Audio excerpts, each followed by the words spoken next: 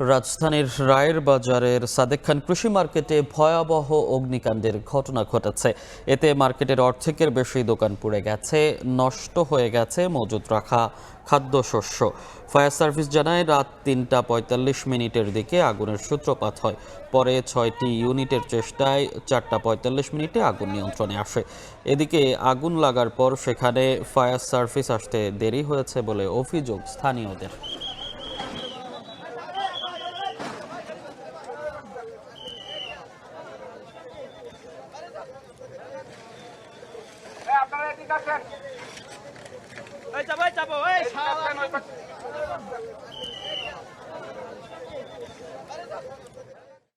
আমার ১,০০০ টাকা নোট অর্ধেক না, এটি আমার 10টা বান্ডিল আছে, 10 লাখ টাকা আমি এটি কই পাবো। 12:30 পর্যন্ত মানলাম ধুয়ে গেছে 2 ঘরে।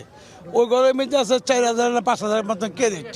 1,000 ক্যারেট দাম 3 লাখ টাকা, 5,000 ক্যারেট এই ঘরে আছে মানে 2-3,000 ক্যারেট। এই সব শেষ। 6টা ইউনিটে কাজ করেছি আমরা।